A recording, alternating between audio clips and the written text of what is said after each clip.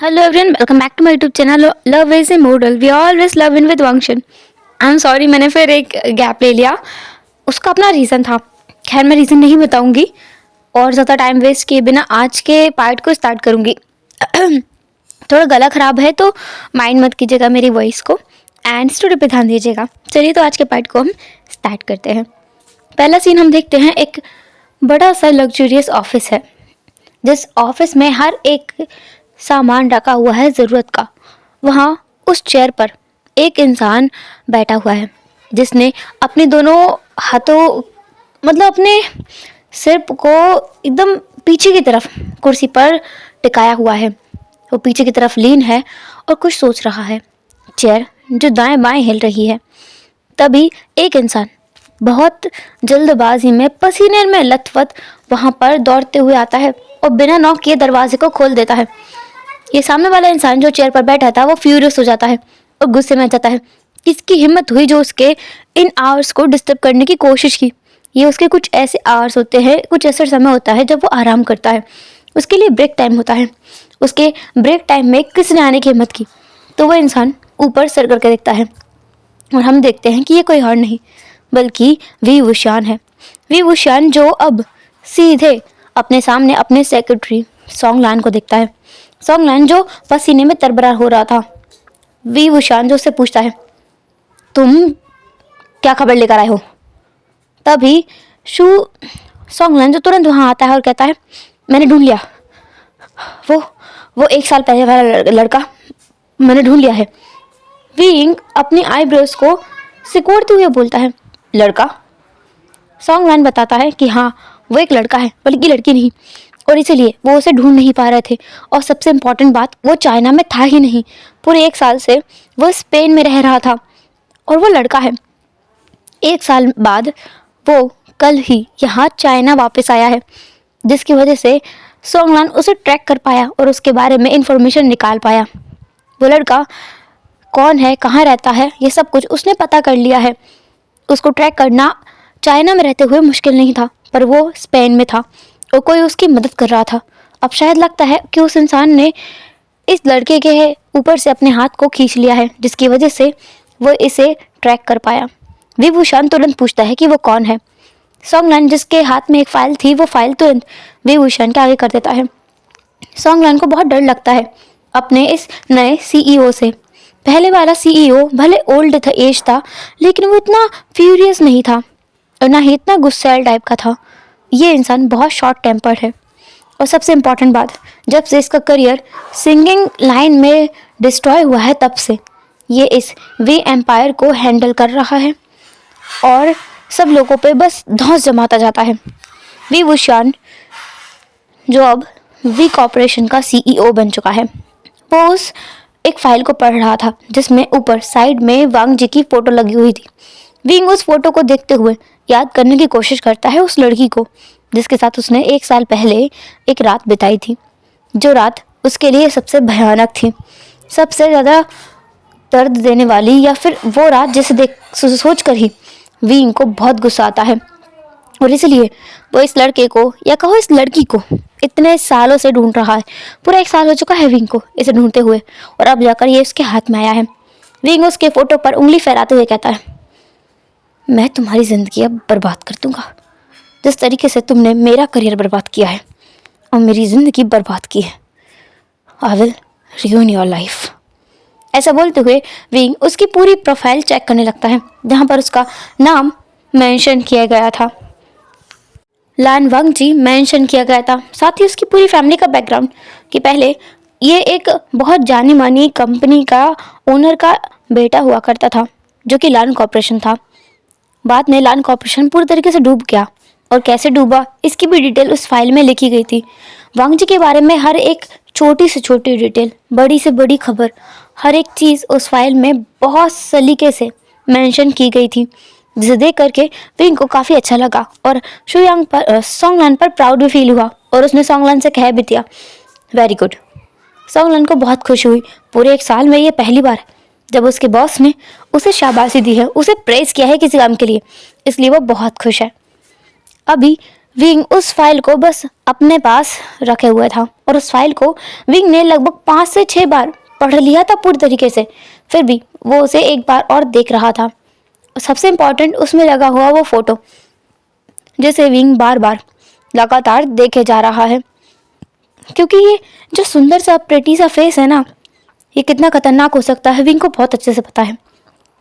इस प्रिटी से फेस ने उसकी ज़िंदगी एक तरीके से मेस्ड अप कर दी है, तो वो इस इंसान को कैसे छोड़ सकता है। उसकी इतनी अच्छी लाइफ थी, वो इतने अच्छे से जी रहा था, अपनी लाइफ को एंजॉय कर रहा था, और कहाँ से ये इंसान टपक कर आ गया और उसके पूरे करियर को डिस्ट्रॉय करके रख दिया।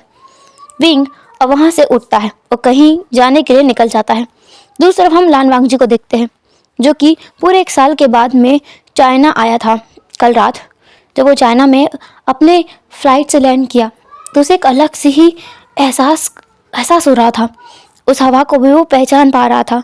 विदेश की जो हवा है वो भी वांगजी को रास नहीं आ रही थी, पर चाइना की हवा उसे बहुत कंफर्टेबल महसूस करा रही है। ये बता रही है कि यहाँ उसका परिवार है, यहाँ उसकी माँ है और उसका भाई जिससे वो कभी कभी बात किया करता था, वो भी यहीं पर है। वांगजी एयरपोर्ट से बाहर निकलता है और वहाँ पर कोई था जो एक पोस्टर लेके खड़ा हुआ था जिस पे वांगजी का नाम लिखा था। वांगजी उस इंसान के पास जाता है और वो इंसान तुरंत वांगजी को पहचान लेता है। वो इंसान वांगजी को बिठाता है कार में और उसे ड्राइविंग सीट पे बैठकर पूछता है, तो कैसा रहा तुम्हारा सफ़र? तुम पूरे 1 साल बाद वापस आए हो। वेल, मैं तुम्हें बता दूँ कि मैंने तुम्हारी मॉम का और ब्रदर का बहुत अच्छे से ख्याल रखा है, जैसा कि तुमने मुझसे कहा था। वांगजी थैंक यू बोलता है। वो इंसान फिर से कहता है, बस थैंक यू? मुझे पार्टी चाहिए वांगजी। तुम ऐसे कैसे कर सकते हो? अपने इतने अच्छे दोस्त को जिसने तुम्हारी फैमिली का ख्याल रखा, उसे बस थैंक यू में लटका रहे हो? हाँ, कोई पार्टी वार्टी तो देना। वांगजी उसे ट्रीट देने का वादा करता है। ये नी हुसैन है जो वांगजी के बचपन का दोस्त है, जो उसे बहुत अच्छे से समझता भी है और उसकी फैमिली का ख्याल रखता है। हालांकि दोनों के बैकग्राउंड में बहुत ज़्यादा अंतर है। जहाँ पर नी हुसैन एक बहुत ही वेल्दी फैमिली का लड़का है, वहीं पर वांगजी अब कोई वेल्दी इंसान नहीं रहा, वो काफ़ी गरीब हो चुका है। इसलिए वो कोई कंपैरेटिव नहीं है नी हुसैन का। नी हुसैन उसे लेकर सीधे अपने घर आ जाता है। वांगजी तो उसका विला देखकर ही हैरान था कि कितना आलीशान विला है, पर वांगजी को इन सब चीज़ों में इंटरेस्ट नहीं रहा, तो वो सीधा पूछता है कि उसके फैमिली मेम्बर्स कहाँ हैं। नी हुसैन वांगजी को अंदर लेके जाता है, जहाँ पर काउच पर उसके भाई और उसकी मॉम दोनों बैठे हुए थे और वो वांगजी का ही इंतज़ार कर रहे थे। वो दोनों भी एयरपोर्ट जाना चाहते थे वांगजी से मिलने के लिए, पर नी हुसैन ने उन्हें मना कर दिया था, ये कहते हुए कि ये ठीक नहीं रहेगा, वो उसे लेकर आएगा और वैसे भी अब तो वांगजी कहीं जाएगा भी नहीं, यहीं पर रहेगा हमेशा हमेशा के लिए। वांगजी वहाँ आकर अपनी फैमिली से मिलता है। उनका रीयूनियन होता है जिसमें वांगजी अपनी माँ के गले लग करके उन्हें हक करके काफ़ी देर तक वैसे ही रहता है। फिर अपने छोटे भाई को देखता है जो कि उसी की तरफ देख रहा था। एक टक वांगजी उसकी तरफ बढ़ता है उसे हक करने के लिए और सचिन दौड़कर वांगजी को गले लगा लेता है। वांगजी भी सचिन को गले लगाकर उसके बैक को रब करते हुए कहता है, कैसा है मेरा बाबे? माशा बाबे, तुमने एंजॉय किया ना? स्कूल जाते हो? सचिन बोलता है, हाँ काका। सचिन स्कूल भी जाता है, अच्छे से अपनी क्लासेस भी लेता है, मम्मा का ख्याल भी रखता है और हुसैन काका को परेशान भी नहीं करता, और जब भी नीमिंग जी काका आते हैं तो उनसे चॉकलेट भी नहीं मांगता। वांगजी हंसने लगता है। वांगजी फिर नी हुसैन की तरफ देखकर फिर से अपनी आंखों ही आंखों में कहता है कि थैंक यू। नी हुसैन वांगजी के गले को एकदम ग्रैब कर लेता है, होता है ना फ्रेंड वाला हग करना, शोल्डर को एक हाथ से बिल्कुल पकड़ लेता है और कहता है, मेरी बात सुनो, मैंने तुम्हारे लिए इतना कुछ किया है, तुम्हें भी मेरे लिए कुछ करना पड़ेगा। वांगजी जो तुरंत पूछता है कि वो क्या कर सकता है। नी हुसैन बोलता है कि वांगजी बहुत हैंडसम है, तो वो चाहता है कि वांगजी उसके लिए एक गर्लफ्रेंड सेटअप करे, और इसके लिए उसे नी हुसैन के साथ में बार में जाना होगा। एक दिन के लिए तो वांगजी जा ही सकता है। वांगजी उसे मना नहीं करता। नी हुसैन उसे रोज़ बार में ले जा, तब भी वांगजी मना नहीं करेगा। नी हुसैन ने उसकी बहुत मदद की है, पूरे साल भर उसकी फैमिली का ख्याल रखा है। उस दिन वो जब अपनी मॉम के लिए वो सब कुछ करके वापस आया था, एक कार में बैठा था, उसके बाद ही उसे चाइना से भेज दिया गया था बाहर। और उसकी मॉम की पूरी जिम्मेदारी वांग जी नी हुसैन के सर पर छोड़ गया था। अपने भाई की भी जिम्मेदारी उसने नी हुसैन के सर पर ही छोड़ दी थी। अब हम देखते हैं शाम का सीन, जहाँ पर वांग जी बहुत अच्छे तरीके से रेडी हो चुका है, वो भी हुसैन के कपड़े पहनकर। हुसैन और वांग जी दोनों निकल जाते हैं बार की ओर, जिसमें वो लोग कार में बैठ कर जा रहे थे। हुसैन ने आज ड्राइवर रखा हुआ था। पहले तो वो वांग जी को खुद ड्राइव करके लेके आया था, लेकिन अभी उसने ड्राइवर रखा हुआ है जो उन्हें सही सलामत पहुंचा देता है उनकी मंजिल तक एक बार में। जहाँ पर वांग जी को थोड़ा अजीब तो लगा था, लेकिन वो फिर भी जाता है। 1 साल स्पेन में रहने के बाद में इन सब चीज़ों की जैसे वांग जी को अब आदत सी लग गई थी, क्योंकि 1 साल तक उसने बार में ही काम किया था स्पेन में। इसलिए उसके लिए कोई ज़्यादा बेकार बात नहीं थी और ज़्यादा अजीब भी नहीं था। पर हाँ, वो थोड़ा नर्वस था, क्योंकि चाइना के बारे में वो पहली बार आ रहा है और अभी वो 19 साल का हो चुका है। वांग जी को नी हुसैन खींचते हुए अंदर बार में लेकर आता है और ला करके अपने वीआईपी सेक्शन में बिठा देता है और वहाँ पे काफ़ी सारा वाइन ऑर्डर कर देता है और कहता है कि इसका बिल वांग जी को भरना पड़ेगा। वांग जी स्माइल करते हुए बोलता है, ठीक है, तुम्हें जो पीना है तुम पियो और बिल मेरे मेरे हाथ में है, मैं भर दूंगा। वो स्माइल करते हुए बोलता है। वांग जी के पास ऐसा नहीं कि पैसा नहीं है उसके पास अब काफ़ी सारे पैसे हैं, जो उसने पहले वो पैसे लिए थे लोगों से। जैसे वी फैमिली ने उसे कुछ पैसे दिए थे, एक चेक दिया था, और विभूषान ने भी उसे एक चेक दिया था जो वांग जी ने विड्रॉ नहीं किया, बल्कि उसने तो उस इंसान से पैसे लिए थे जिसने उसे वो सब करने के लिए कहा था। और वो पैसे उसके लिए काफ़ी सारे थे, बहुत थे, जो आज तक कभी खर्च नहीं हुए हैं। और उन पैसों को लेकर के वांग जी एक तरीके से अपने सर पे बोझ लेकर जी रहा है। खैर अभी वांग जी नी हुसैन के साथ में काफ़ी ज़्यादा ड्रिंक कर लेता है। नी हुसैन जो एक लड़की की तरफ इशारा करते हुए बोलता है, वो बहुत सुंदर है, मैं उसे कितने लंबे समय से भाव दे रहा हूँ, वो मेरी तरफ देखते भी नहीं है, उससे जाके बात करो, जाना। वांग जी कहता है, ठीक है। ऐसे बोलकर वांग जी जो खुद भी जो ड्रंक था वो उस लड़की के पास जाने लगता है। वो लड़की जो थोड़ी दूरी पर खड़ी हुई थी, वांग जी उसके पास पहुंचता है। वो बोलता है, एक्सक्यूज़ मी। वो लड़की पीछे मुड़ती है और वांग जी को देखती है। वांग जी जो काफ़ी ड्रंक था, फिर भी वो अपनी पोजीशन मेंटेन करते हुए बोलता है, वो मेरा दोस्त बैठा है वहाँ। वांग जी इशारा करता है और नी हुसैन अपने आप को छिपाने लगता है। नी हुसैन अपने मन में कहता है, इससे तो बोलना ही बेकार है, पागल ने सीधा मेरे ऊपर उंगली करती है, वो लड़की सीधा आकर के मुझे चांटा मारेगी। अब तक थोड़ा बहुत मुझे देखती भी थी, आज के बाद तो देखना तो दूर की बात है, सीधे चप्पल से मारेगी। नी हुसैन डर गया था और डर के वो इधर उधर देख रहा था। वांग जी जो उस लड़की से कुछ बात करता है। इसके बाद में वो लड़की वहाँ से सीधे नी हुसैन के पास जाती है। नी हुसैन उसे देखता रह जाता है। वो कहता है, उसने जो कुछ कहा वो मैं तुम। नी हुसैन कुछ ज़्यादा बोल नहीं पा रहा था। वो लड़की नी हुसैन की तरफ देखते हुए बोलती है, तुम मुझे पसंद करती हो? नी हुसैन गल्प करते हुए अपना सर बस हाँ में हिला देता है। फिर वो लड़की एक शाय करते हुए बोलती है, लोग अक्सर मेरी ब्यूटी को देख करके मात खा जाते हैं और मुझे पसंद करने लगते हैं, पर यह जानने के बाद में कि मैं आज के टाइम पर 30 की हूँ। नी हुसैन भी शौक में था। वो कहता है, आप 30 साल के हो? वो लड़की कहती है, हाँ। दूसरी बात, मेरा एक बेटा है, मैं डिवोर्सी हूँ। अगर तुम फिर भी मुझे पसंद करते हो तो क्या हुआ? आप डिवोर्सी हो और 30 ईयर्स ओल्ड हो, और आज के टाइम पे कौन सा एज मैटर करता है? जेंडर भी मैटर नहीं करता आज के टाइम पे, एज तो पर बहुत दूर की बात है। उस लड़की को नी हुसैन का ये गेस्चर थोड़ा अच्छा लगता है। वो लड़की भी नी हुसैन को देखा करती थी दूर से कि कैसे नी हुसैन उसमें इंटरेस्ट दिखा रहा है, बार बार उसके लिए ड्रिंक भिजवाता था, क्योंकि अक्सर वो लड़की इस बार में आया करती थी ऐसे ही घूमने के लिए अपने फ्रेंड्स के साथ में। पर कभी ना तो नी हुसैन की हिम्मत हुई उस लड़की से बात करने की, ना ही उस लड़की की, क्योंकि उसे लगता था कि उसकी सच्चाई जानने के बाद में नी हुसैन उसे छोड़कर भाग जाएगा और कभी वापस उसे मुड़कर नहीं दिखेगा। लेकिन आज वांग जी के अप्रोच करने पर वो फाइनली एक स्टेप बढ़ाना चाहती थी कि जो भी होगा देखा जाएगा, पर अगर वो कदम ही न उठाए तो उसे पता भी नहीं चलेगा कि आखिर उसकी डेस्टिनी में है क्या। नी हुसैन उस लड़की की तरफ देखते हुए बोलता है, वेल आपका नाम क्या है? वो लड़की कहती है, यानली। मेरा नाम यानली है, तुम मुझे आली बुला सकते हो अगर चाहो तो।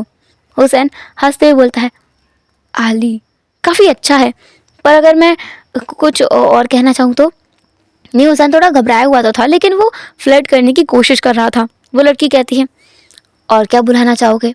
वो लड़की खुद भी, मतलब यानली खुद भी न्यू हुसैन के साथ थोड़ा सा फ्लर्ट करने की कोशिश वो भी कर रही थी। हालांकि उसे भी थोड़ा सा ऑकवर्ड लग रहा था, पर ट्राई कर रही थी वो भी। न्यू हुसैन कहता है, sweet sweet sweet heart sweet. उसे सही से प्रोनाउंशिएट भी नहीं किया जा रहा था। यानली थोड़ा मुस्कुराते हुए बोलती है, स्वीट हार्ट। तभी जो न्यू हुसैन है ना, वो अपने दिल पर हाथ रखते हुए बोलता है, हाँ हाँ हाँ, वही वही, क्या मैं वो बुला सकता हूँ? यानली अपने हाथ से ना अपने फेस को कवर कर लेती है। मतलब वो अपनी हंसी रोकने की कोशिश करते हुए बोलती है, बुला तो सकते हो, पर क्या तुम बुला पाओगे? तुम वो सच सही से बोल भी नहीं पा रहे हो। अगर तुम बुला पाओ तो ठीक है, बुला सकते हो, मुझे कोई प्रॉब्लम नहीं होगी। इसके बाद में वो दोनों बातें करने लगते हैं और बातों बातों में एक दूसरे के साथ में नंबर भी एक्सचेंज करते हैं। अब यहाँ से हम थोड़ी देर पहले का फ्लैशबैक देखते हैं, जहाँ पर यानली किसी से बात कर रही थी और वो अपने फ्रेंड सर्कल में थी, तो वो अपने दोस्तों से और किसी से बात कर रही थी। वहाँ किसी का मतलब कोई लड़का है जो वहाँ बैठा हुआ था। तब वांग जी वहाँ पहुँचा था और वो इंसान जो वहाँ बैठा था, उसकी आंखें सीधे वांग जी के ऊपर आकर अटक गई थी, जैसे वो वहीं पर देख रहा था और कहीं और उसकी नज़र जा ही नहीं रही थी। वहाँ पर बैठी हुई बाकी लड़कियाँ भी थोड़ी तो अजीब महसूस करने लगी थी, क्योंकि इस तरीके से इस इंसान ने किसी और को आज तक कभी नहीं देखा। वांग जी यानली से कुछ देर बात करता है, फिर यानली जो वहाँ से निकल जाती है। वांग जी फिर हुसैन और यानली की तरफ देखता है, जो दोनों आपस में बातें कर रहे थे। इस चक्कर में उसे एहसास भी नहीं हुआ कि उसके पीछे कोई आकर खड़ा हो गया है। वो इंसान वांग जी के पीछे आकर खड़ा हो जाता है और धीरे से उसकी कमर को दोनों हाथों से पकड़ लेता है और अपने फेस को वांग जी के नेक में रख देता है। वांग जी को इतना ज़्यादा गुस्सा आया इस गेस्चर पे, साथ ही साथ उसे हैरानी भी हुई, क्योंकि ये टच उसे काफ़ी ज़्यादा फैमिलियर लग रहा था। ऊपर से ये स्मेल, जो बॉडी स्मेल या कहीं परफ्यूम की स्मेल उसे आ रही है, वो भी उसे कुछ जानी पहचानी लग रही थी, जो कि वो समझ नहीं पा रहा है कि ये किसकी है। तभी उस आवाज़ ने उसे पूरी तरीके से अपनी जगह पे जमा दिया। जो आवाज़ उसने सुनी उस पर वांग जी विश्वास नहीं करना चाहता। उस आवाज़ ने बहुत कोल्डली तरीके से कहा था, मैंने तुम्हें ढूंढ लिया। वांग जी अपनी जगह पर जमा ही रहा। वो इंसान खुद वांग जी के नेक को स्निफ करता है, फिर उस पर एक वेट किस करता है और वांग जी को अपनी तरफ मोड़ लेता है। वांग जी का फेस नीचे की तरफ झुका हुआ था, जिससे वांग जी उस इंसान को नहीं देख रहा था और ना ही देखना चाहता है। वो विश्वास ही नहीं करना चाहता कि ये वही इंसान है, और इसके शब्दों पर तो बिल्कुल भी नहीं। सामने वाला इंसान विंग है। विंग जो वांग जी के चिन को अपनी इंडेक्स फिंगर से ऊपर की तरफ उठाता है। वांग जी ने अपनी आंखें बंद की हुई थी। विंग वांग जी की तरफ बिल्कुल लीन हो जाता है। वांग जी की हाइट विंग से थोड़ी सी कम है, इसलिए वांग जी की तरफ विंग थोड़ा लीन होता है और कहता है, आंखें खोलो। वांग जी इतनी कोल्ड आवाज़ सुन करके आंखें खोल लेता है और जो वो नहीं चाहता था वही उसे देखने को मिलता है। सामने वो चेहरा था जिसे वो अपनी ज़िंदगी में दोबारा कभी नहीं देखना चाहता था। इस चेहरे को देखकर ही उसे अपनी बेबसी, अपना वो सब कुछ समय याद आ गया। जो कुछ उसने उस दिन सेक्रीफाइस किया था, वो सब कुछ वांग जी को बहुत अच्छे से याद आ गया, जिसकी वजह से वांग जी अपनी जगह पर एकदम जम गया। उसकी हिम्मत ही नहीं हुई कि वो अब कुछ कह सके या कुछ कर सके। के बाद हम एक और सीन देखते हैं, जहाँ पर वांग जी अपने हाथ को छुड़ाने की कोशिश कर रहा है। उसकी आंखों में आंसू हैं और विंग उसे खींचते हुए कहीं तो ले जा रहा है और डायरेक्ट वो उसे अपने उस बार के प्राइवेट रूम में ले आता है, जो कि हमेशा विंग के लिए बुक्ड रहता है। विंग उसमें वांग जी को लेकर आता है, दरवाज़ा बंद करता है। वांग जी इस दौरान कई बार विंग से माफ़ी मांगता है और उससे छूटने की कोशिश करता है, साथ ही साथ उसे समझाने की कोशिश करता है कि उसने ऐसा क्यों किया, उसकी अपनी इच्छा नहीं थी। पर विंग कुछ नहीं सुनता। वो वांग जी को ला करके बेड पे पटक देता है और फिर उसके ऊपर आते हुए कहता है, तुम्हें बहुत शौक है ना मेरे साथ सोने का, मैं तुम्हें अब अच्छे से मेरे साथ सुलाऊंगा और बताऊंगा कि किसी की ज़िंदगी के साथ खेलने का क्या अंजाम होता है। वांग जी बहुत डर गया था और वो पीछे की तरफ जा रहा था। फाइनली वांग जी रुक गया, क्योंकि पीछे वो और नहीं खिसक सकता था। वहाँ पर वॉल थी। विंग जो वांग जी को अपने दोनों हाथों के बीच में ट्रैप कर लेता है। वांग जी विंग के बिल्कुल करीब आ गया था, पर वांग जी को बहुत अजीब फील हो रहा था। ऐसा नहीं उसे अनकंफर्टेबल महसूस हो रहा हो या डिस्गस्टिंग फील हो रहा हो, ऐसा कुछ नहीं था, बल्कि उसे काइंड ऑफ सिक्योर फील हो रहा था। और ये फीलिंग बहुत अजीब थी। सच में उसे इस इंसान से डरना चाहिए और उसे यहाँ पर सिक्योर फील हो रहा है। विंग वांग जी के दोनों हाथों को पकड़ के उसके बैक के पीछे कर देता है और उसके गले को पकड़ लेता है अपने हाथ से और कहता है, तुमने मेरी जिंदगी बर्बाद कर दी है, तुम्हें पता भी है तुमने क्या किया है? वांग जी की आंखों से आंसू गिर रहे थे। विंग जो वांग जी को वहीं बेड पे पटक देता है और वहां से साइड में बैठ जाता है और अपने बालों को पकड़ के खींचने लगता है। विंग कहता है, what the hell you did with me? मुझे ये बताओ तुमने ये सब किया क्यों और किसके कहने पे किया? आई स्वेयर मैं तुम्हें जाने दूंगा, और अगर तुमने मुझे नहीं बताया कि तुमने ये किसके कहने पे किया तो आई बैट तुम तड़पोगे, तुम मौत की भीख मांगोगे मुझसे। पर वांग जी जो अपनी जगह से एक पल के लिए हिलता नहीं है, बल्कि वो वहीं पर सिसक सिसक कर रोने लगता है। वांग जी को बहुत डर लग रहा था, इस बात से नहीं कि आज वो यहाँ पर ट्रैप हो जाएगा, उसे पनिशमेंट मिलेगी या विंग उसे मारेगा, बल्कि इस बात से कि कहीं उसके ब्रदर और उसकी मॉम पर कोई आँच ना जाए, क्योंकि वो जानता है विभूषण कितनी बड़ी हस्ती का नाम है। विंग के डैड एक जाने माने बिजनेसमैन है और उसने चाइना में आते ही ये न्यूज़ तो सुन ही ली थी कि हम वी एम्पायर को विंग चलाता है, जिसे विभूषण बहुत कोल्डली हैंडल करता है। और वो कितना कोल्ड है इसके चर्चे भी वांग जी ने काफ़ी बार सुन लिए थे। फ्लाइट में ही आते आते काफ़ी लड़कियां विभूषण के उस कोल्ड नेचर के बारे में बात कर रही थी, साथ ही साथ इस बारे में कि वो कितना ज़्यादा हॉट एंड सेक्सी और हैंडसम दिखता है, और इस बारे में कि उसके आसपास कोई और भटक नहीं सकता, कोई अगर जाने की कोशिश भी करे तो वो गायब हो जाता है और कभी किसी को दिखाई भी नहीं देता। वांग जी को वो सारी बातें याद आ रही थी और उसे लग रहा था कि अब विभूषण उसके फैमिली को भी नहीं छोड़ेगा। हेलो एवरीवन, तो कैसा आज का पार्ट? जो भी हो सभी कमेंट जरूर करना एंड फिर मिलेंगे नेक्स्ट एपिसोड में। तब तक के लिए टेक केयर, बाय बाय, अपना ख्याल रखना, बाय बाय।